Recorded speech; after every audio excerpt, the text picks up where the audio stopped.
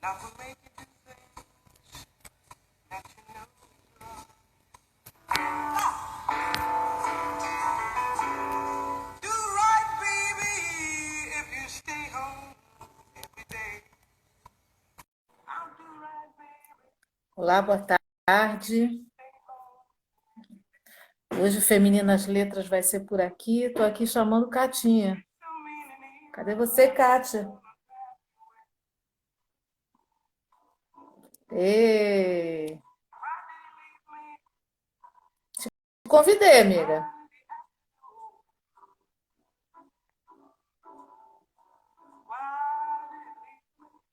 Why did he have to go?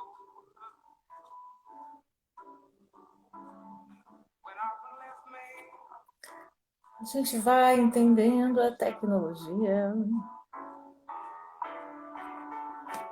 Chamei. to you, if it means anything. Cadê você? I'll stay home every night, and I'll kiss you every night. And one of these days, Kátia, cadê você? if you come to me, Vamos lá, vamos de novo.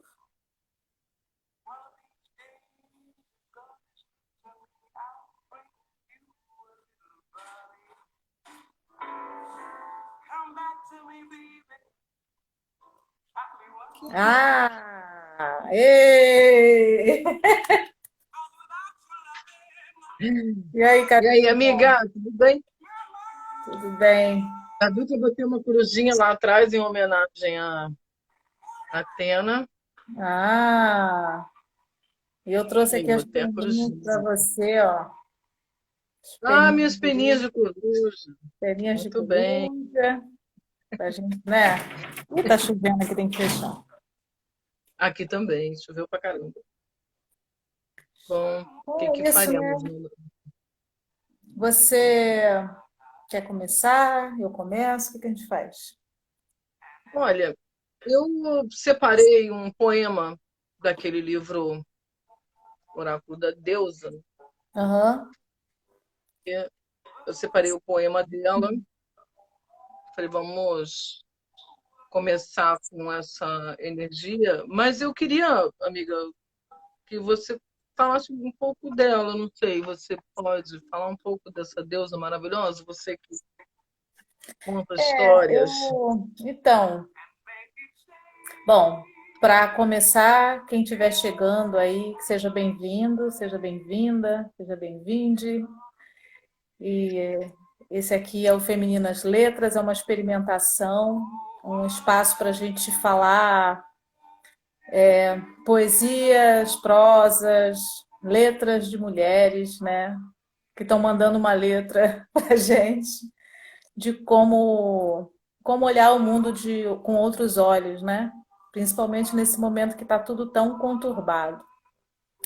Então, Sim. essa é uma experiência e que a gente está chamando as pessoas para somarem também, não está nada formado, né? Então, a cada sexta a gente vai inventando, essa é a segunda sexta-feira, mas a primeira experiência foi gostosa, né? Então, vamos lá. Ah, foi ótimo. Minha amiga entrou, Claudinha, um beijo. A Ah, o povo Catita entrando. também, Gente, aqui minhas nem amigas esqueleto, aí. tá? Então,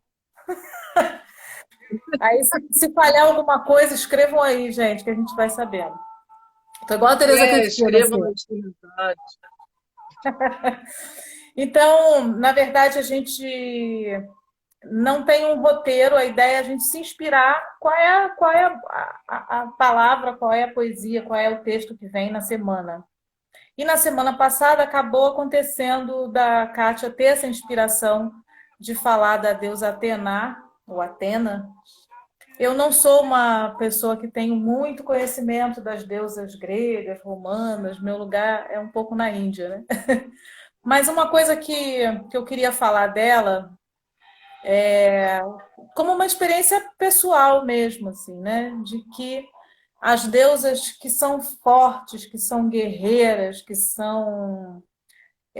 vão para a luta, que vão para a batalha, isso é muito comum na mitologia, em todas as mitologias, né? E isso é muito comum na história também, né? Não só na mitologia, mas também na história. Então, é interessante a gente trazer essas reflexões, não para que seja uma coisa distante, mas para que seja uma coisa perto, para a gente entender que esses arquétipos, eles existem, estão na gente, estão em cada mulher. E que esse papo do sexo frágil, a mulher que está na torre esperando o príncipe encantado, isso foi uma invenção do patriarcado para deixar a gente presa no castelo. Agora a gente não está mais presa no castelo, né? A gente já está lá pegando o dragão e voando. Então, e Atena é essa guerreira, né? Essa tecelã, essa mulher que tece o seu próprio destino, que tece as suas ideias, que vai dizer o que pensa, né? Então, ela está representando hoje essa mulher que diz o que pensa, que vai à luta do que quer, né? Então, eu vou passar a bola para você, Catinha, para você falar isso do teu poema, e aí a gente se ambientar, depois eu exponho aqui o que eu trouxe, tá bom? Eu queria agradecer aí a Catita, que entrou também, minha amiga, Cláudia, todas de uma época maravilhosa das nossas vidas, que foi a época que trabalhamos no Jornal Globo. Então, aí, eu queria agradecer a presença delas. Eu vou falar um poema. Na verdade, a Atena, na mitologia grega, é conhecida também como Minerva. E aí, eu vou falar um poema dela. Deu uma Crenças, gente. travadinha ali, Sou... mas foi. Oi? Não deu Oi? uma rodadinha, mas foi. Sou aquilo que penso. Minha vida é formada e moldada pelo que digo a mim mesma. Quem sou no mundo é o que eu penso que sou. E o que eu tenho no mundo é o que eu penso que posso ser, posso ter. O conteúdo da minha mente é o que eu escolho. Eu descarto, corto, jogo fora aquilo que não contribui para nada. O que os outros pensam de mim é a história deles e diz muito mais sobre eles do que sobre quem eu sou.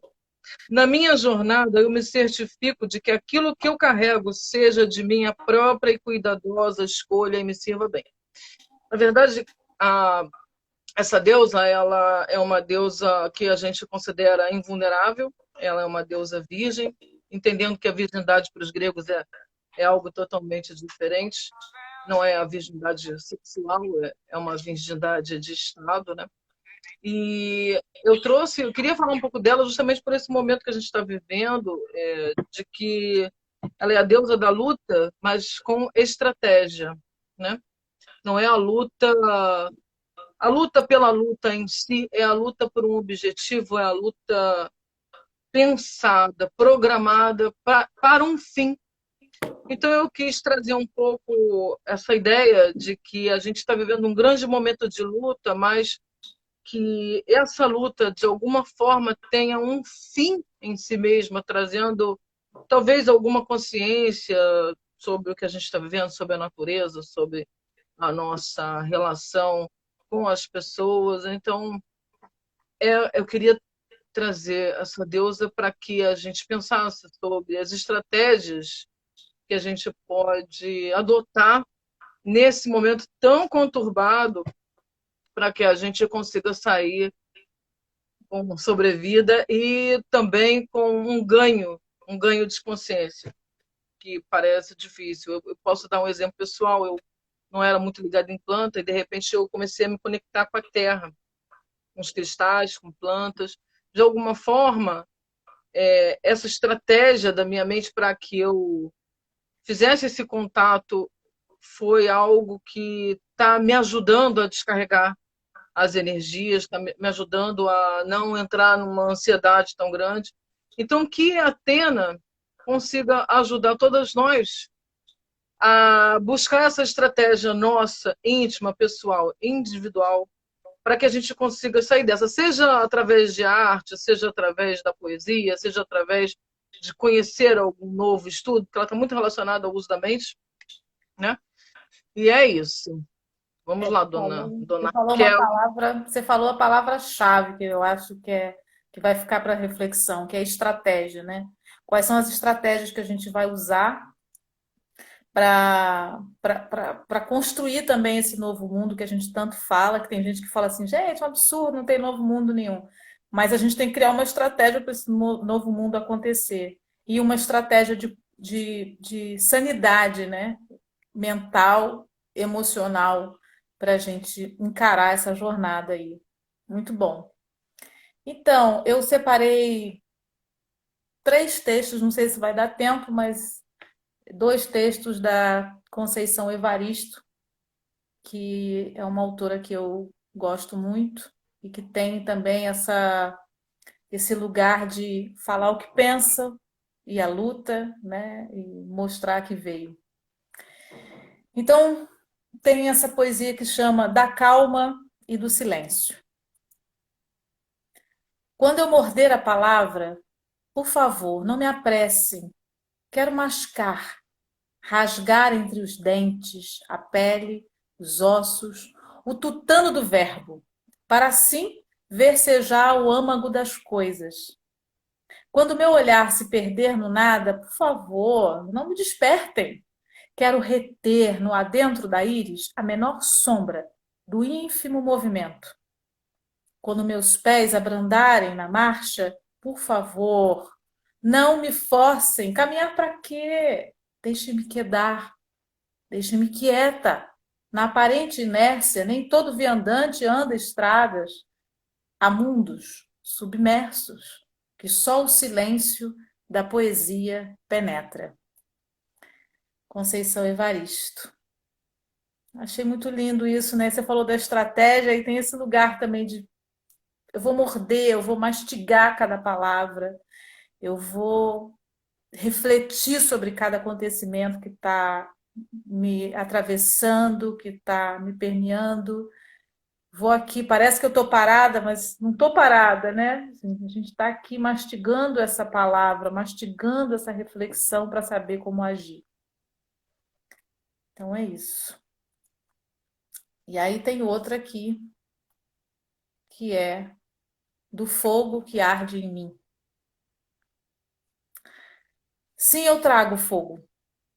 O outro, não aquele que te apraz. Ele queima sim. É chama voraz que derrete o bivo do seu pincel, incendiando até as cinzas o desejo, o desenho que fazes de mim. Sim, eu trago fogo. O outro, aquele que me faz e que molda a dura pena da minha escrita. É este o fogo, o meu, o que me arde e cunha minha face na letra desenho do autorretrato meu. Interessante isso, né? Que ela fala de. Você falou aí no texto, né? Da deusa.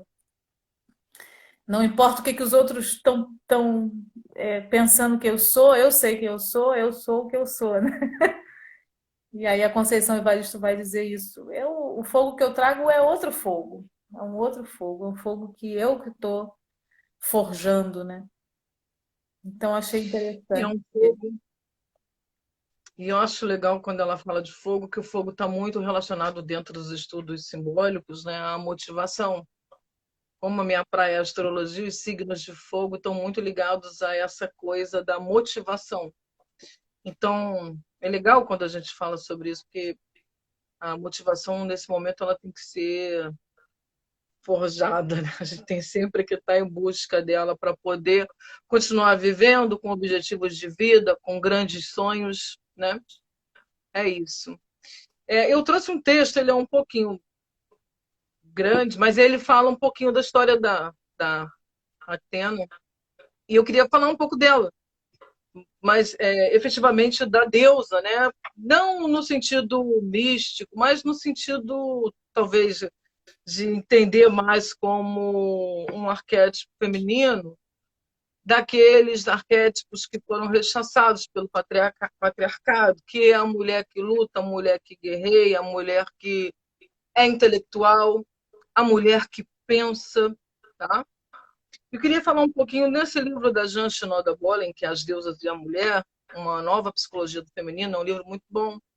que ele fala que as mulheres que elas estão cristalizadas nesse arquétipo de Atena, elas têm uma dificuldade muito grande dos relacionamentos, porque elas não conseguem se relacionar com alguém que tenha pelo menos um nível intelectual abaixo delas. Gente, isso não é uma discriminação, é uma figura arquetípica. Então, uma mulher muito cristalizada nesse perfil, por exemplo, se ela é arquiteta, ela casa com um arquiteto.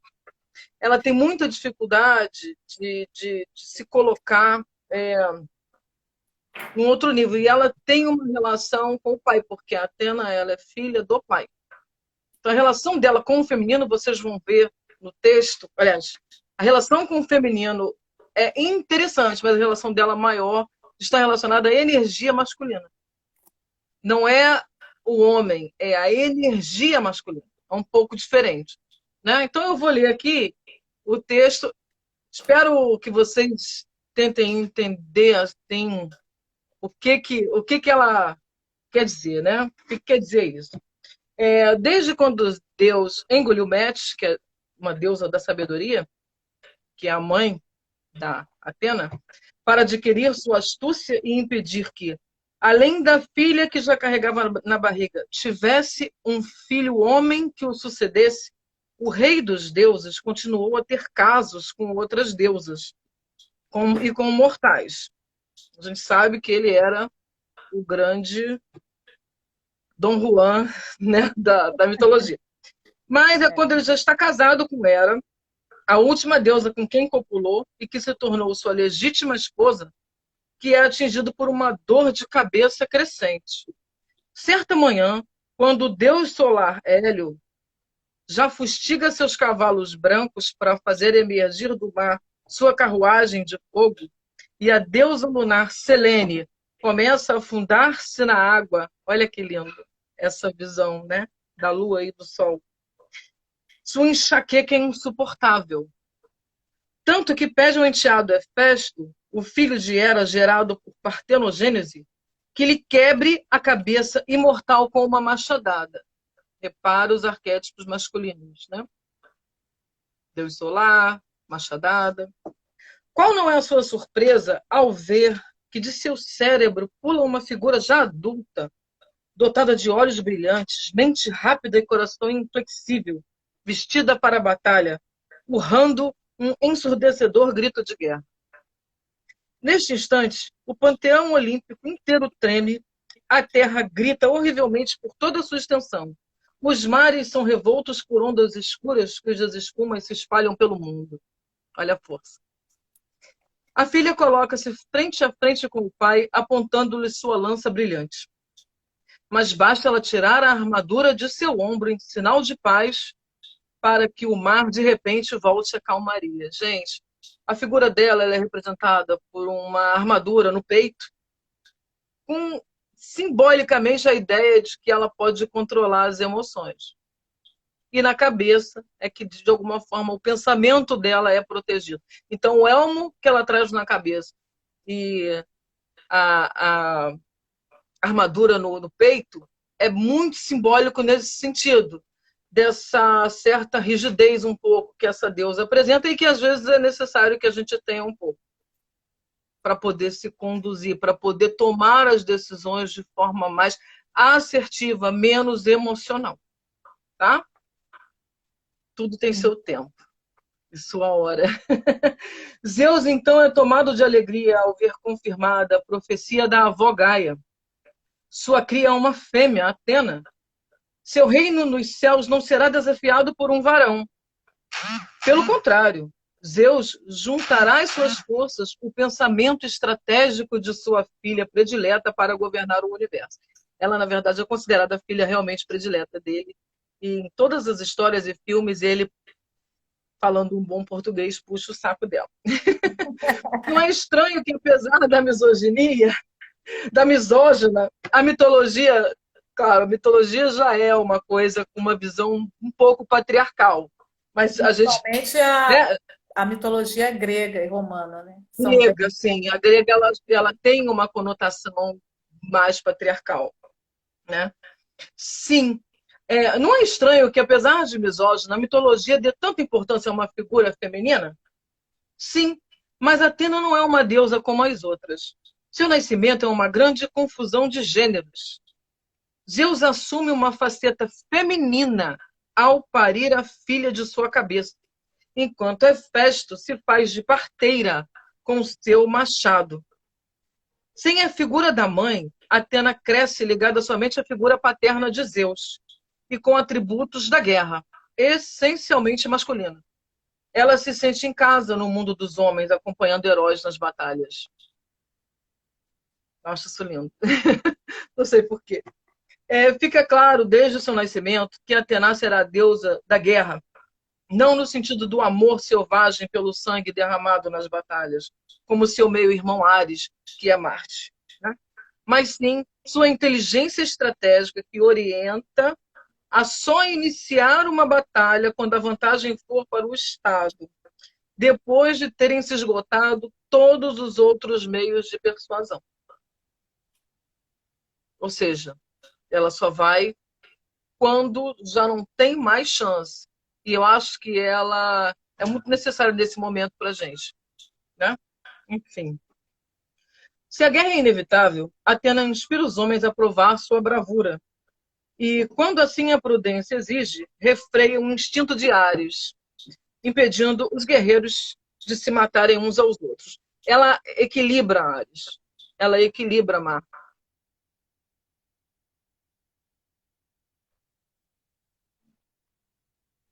Ok? Ninguém poderia ser melhor amigo de um herói, Héracles, que na verdade é Hércules, né? Perseu, Aquiles, Diomedes, Odisseu, todos recebem de Atena exatamente os que necessitam no momento certo de suas empreitadas. É ela quem guia a mão de Perseu para arrancar a cabeça da Górgona, que é a Medusa. Inspira os argonautas a construir sua embarcação, dá a Héracles a castanhola com que espanta as aves antropofágicas do lago extinto. Se julgar justo, Atena consegue dobrar os raios de Zeus, prolongar a vida dos homens e conceder-lhes o dom da profecia. Por outro lado, é implacável com seus inimigos. Aí, galera, vamos lá. Quem são esses inimigos? Quem são? São internos, são externos, estão fora, estão dentro. É um pouquinho assim que a gente tem que pensar quando a gente vai para o mundo simbólico. Uma vez desonrada pelos troianos, ela usa todos os seus poderes para que os gregos vençam a guerra contra seus adversários. Mas o companheirismo que dedica aos heróis será sempre casto. Ela é, como eu disse, uma deusa invulnerável. Ela é virgem. Atena mantém sua virgindade a qualquer custo, como se negasse sua feminilidade. Já nasceu vestida e o único homem a vê-la nua ficará cego.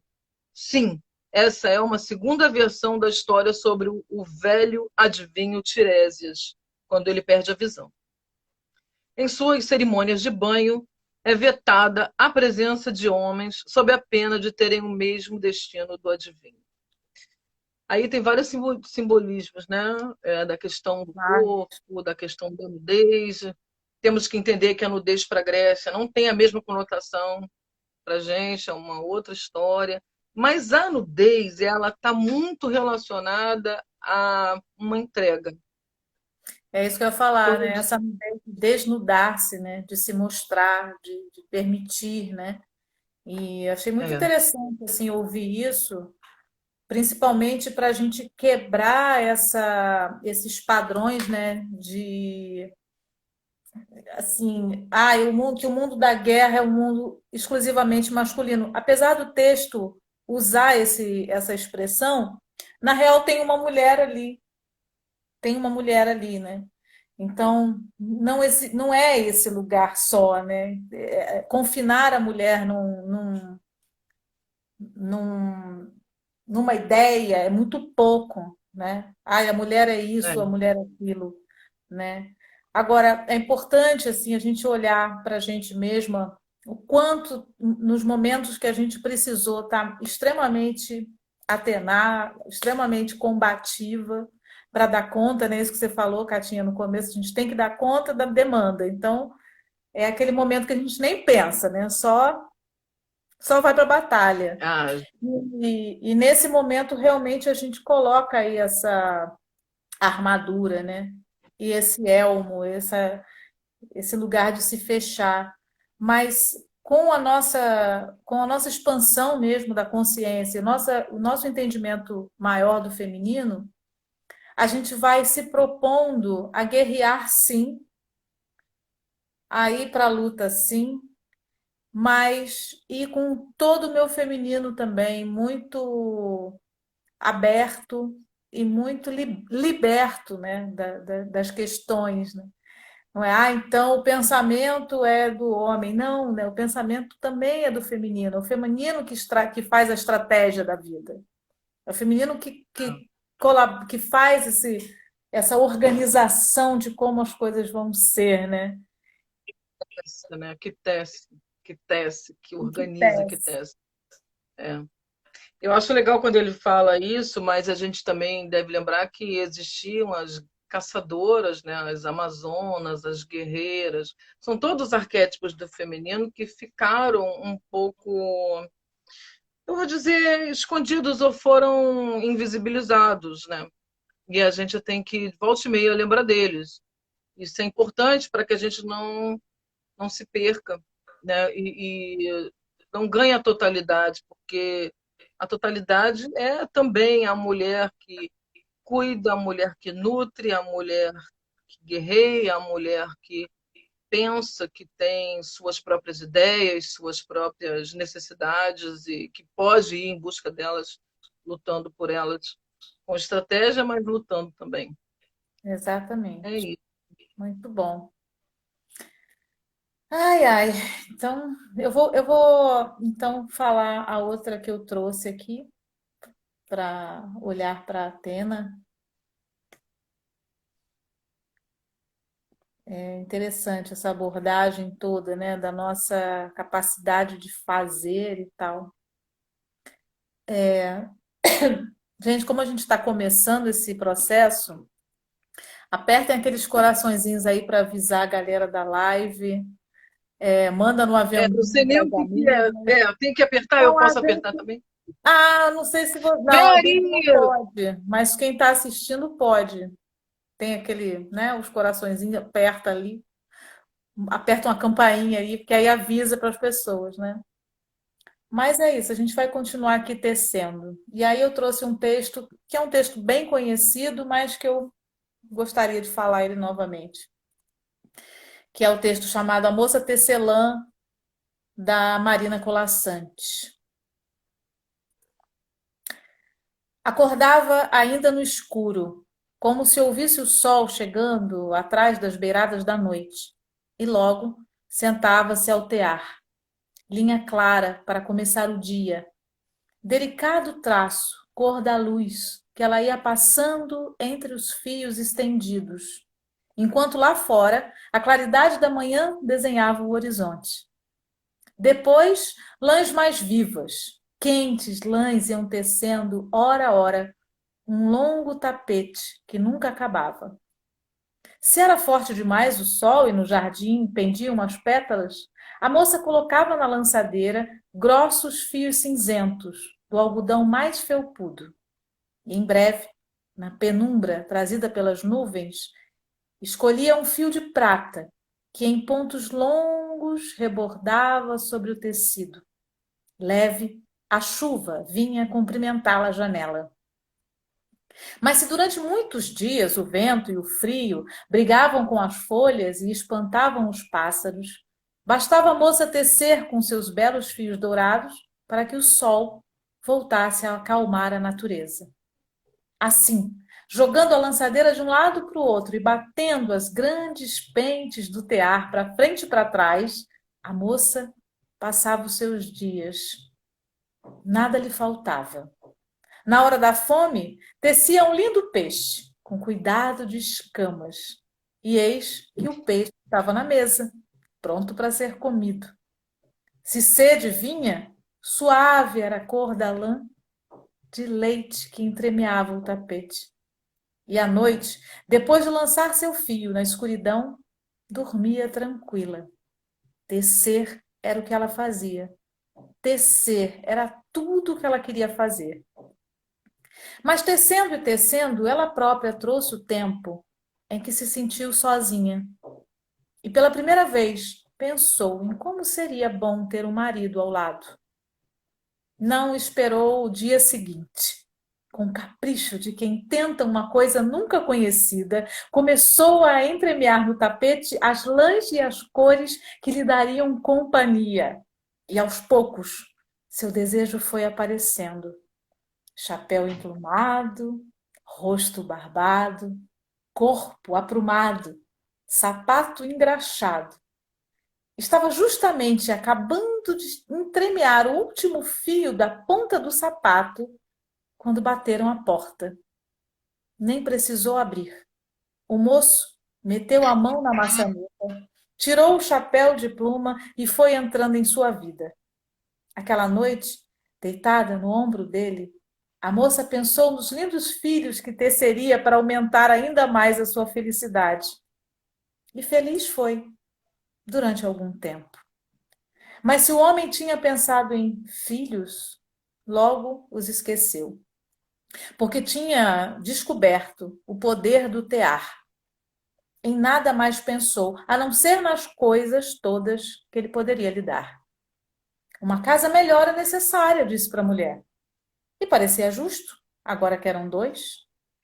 Exigiu que escolhesse as mais belas lãs cor de tijolo, fios verdes para os batentes e pressa para a casa acontecer.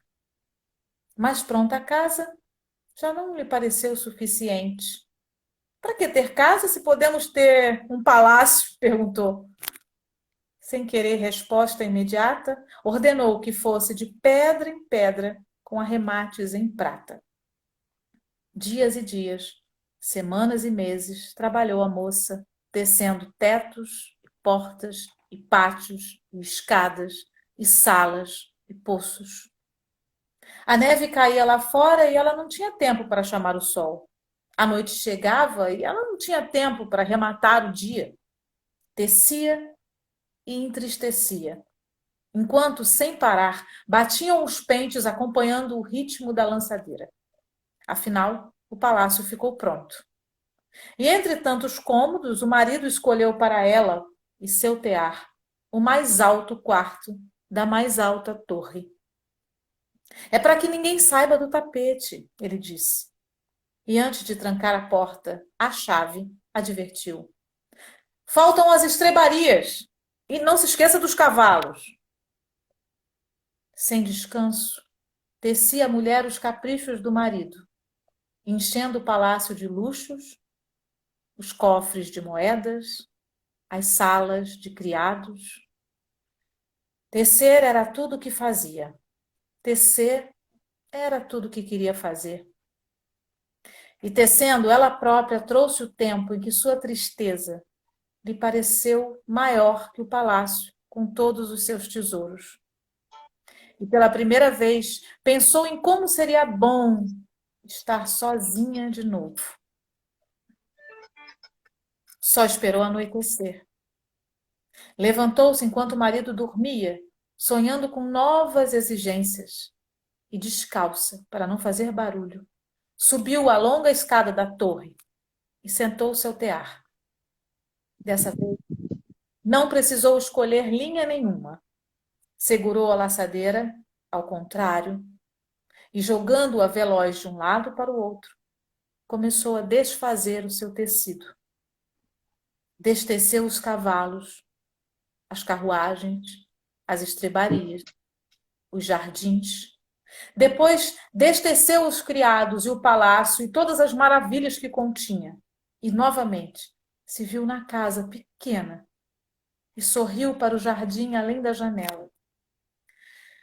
A noite acabava com o marido entrando e estranhando a cama dura.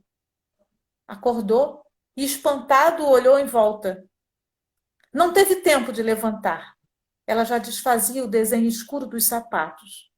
E ele viu seus pés desaparecendo, sumindo as pernas. Rápido, o nada subiu-lhe pelo corpo.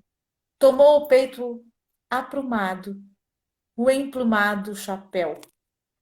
Então, como se ouvisse a chegada do sol, a moça escolheu uma linha clara e foi passando-a devagar entre os fios, delicado traço de luz que a manhã repetiu na linha do horizonte.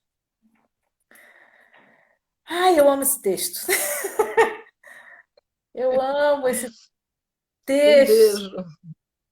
Esse texto é É. maravilhoso, né? Tão significativo, né? Tão forte de imagens, né? De também desse lugar de quando o patriarcado percebeu o poder criativo do feminino e, e como foi simultâneo o nosso esquecimento, né? O nosso esquecimento de que quem sabe tecer, quem escolhe as linhas para colocar no tear, somos nós. Então a gente às vezes tece uma vida que aparentemente é uma vida linda, feliz, perfeita, né? E nem sempre é. Mas a gente também tem esse recurso de ir lá e puxar esse fio, né? Eu gosto muito dessa imagem do fio, né? Antigamente se falava muito isso, né? O fio da meada. A gente tem que pegar o fio da meada, né? Coisas de quem E eu, tem costureira, bordadeira, né? Então a gente tem que pegar esse fio da meada da vida aí e saber o que que a gente vai tecer e o que que a gente vai destecer, né? Então esse texto é um texto maravilhoso para a gente interessante. refletir. Você está falando uma coisa, oi, Sinara, também estou com saudade de você. Falou uma coisa engraçada, que com a pandemia eu resolvi fazer crochê, né? Coloquei aí até no... E eu fiz, tentei fazer um tapete, só que o tapete, ele saiu todo torto. Depois eu fiquei pensando sobre, simbolicamente, o que que é quando você está no presente e esse presente se desvia e você começa a tecer num outro lugar, numa outra trama, numa outra situação fora da organização, para que aquele tapete fique normal. E simbolicamente o que me ensinou essa história, ele está lá ainda torto. Eu ainda não desfiz, dá muito trabalho desfazer Dá o muita dó, né, tapete. também, né? Hã? Dá muita dó desfazer também, né? Agora o tapete já tá, virou uma saia. Na verdade, era uma coisa retangular, virou uma saia. Com certeza eu errei o ponto, mas simbolicamente eu acho que quis dizer o seguinte: quando a gente perde a atenção na vida e a atenção na gente mesmo, a atenção no momento presente, a atenção naquilo que a gente se propõe a fazer. E quando a gente perde essa atenção, com certeza a linha vai sair torta e não vai dar certo aquilo que você quer construir. Então, a dica para essa semana é prestar atenção naquilo que a gente está tecendo na nossa vida, o que que a gente está tecendo para a gente, se a gente está contando bem os pontos, se a gente está entregue ao ofício daquilo que a gente se propôs a fazer, né? Isso a Tená ajuda, porque ela é a tecelã. Então, a dica é que a gente peça a ela, sim, dentro desse entendimento simbólico, né?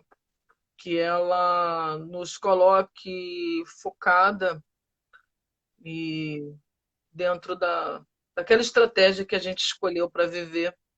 E quem não teve ainda estratégia nenhuma, que peça que nos pequenos passos a gente consiga achar um caminho melhor de expansão da consciência, de vida mesmo, né? Para viver com mais qualidade de vida em todos os sentidos, né? É isso. E que estamos juntas, estamos aqui para tecer juntas esse tapete, né? Eu acho que tem uma imagem que me vem muito à mente também. Em várias culturas, mulheres que se reúnem para bordar juntas, né? Na nossa cultura mesmo, né? Assim, minha avó com as minhas É, tias-avós, né? Nordeste tem Ela bastante. mesmo contava, né, que ela ficava, o pai dela Fazer mandava fuxico. apagar a luz, né, porque ficava escutando só o barulhinho das agulhas.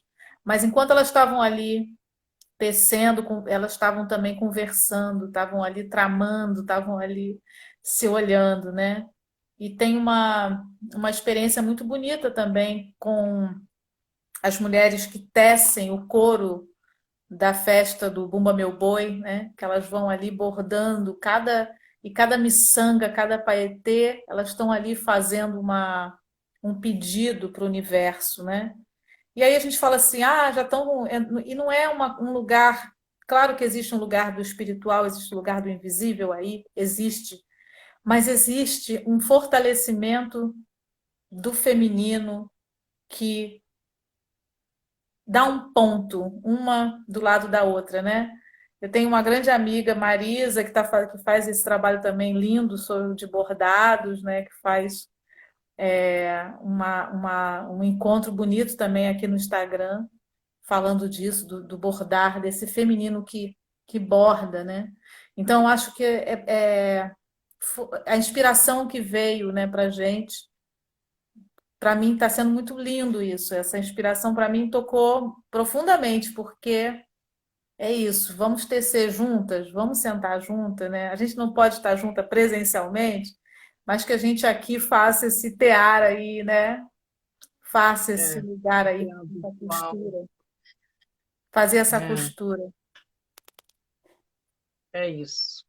Obrigada, Catinha. Obrigado, Adorei estar com Mário. você. Ah, também, amiga, obrigado. E Vamos é ver bom que a aí. gente não Assim, combina muito, né? A gente não e combina a muito, ideia da não, não próxima combina. ser. E A dá gente nem tempo. conseguiu se falar.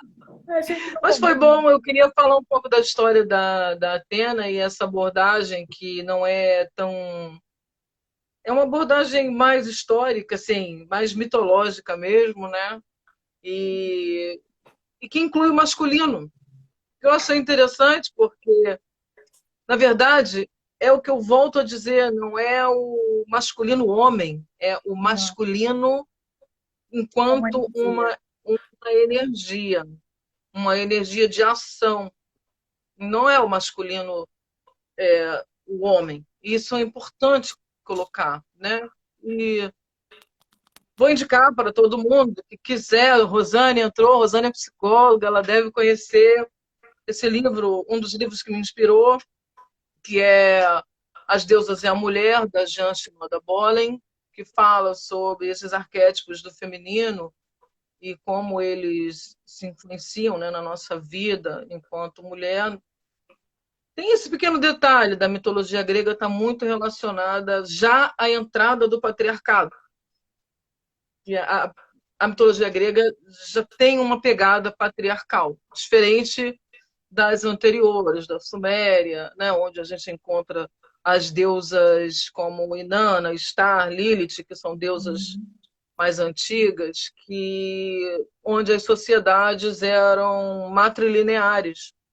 Então a gente não tem essa coisa tão patriarcal, mas mesmo assim é muito bonita a mitologia e o lance da Atena ser a filha preferida de Zeus, eu acho interessante porque eles têm um companheirismo bonito de se ver. Talvez seja assim uma forma harmônica de viver o masculino e o feminino, a relação, né? Muito É bom. isso. Já Amiga, me deu uma entrou, ideia. mulherão! Hã? Já me deu uma ideia para a semana que vem, depois eu te conto. Pá, então, semana que vem, vamos pensar em algo aí. Um beijo, Tem mais. obrigado, Simone, obrigado, Galera, Rosane. Espero vocês semana que vem, às 16 horas. A gente ainda não sabe o que vai falar.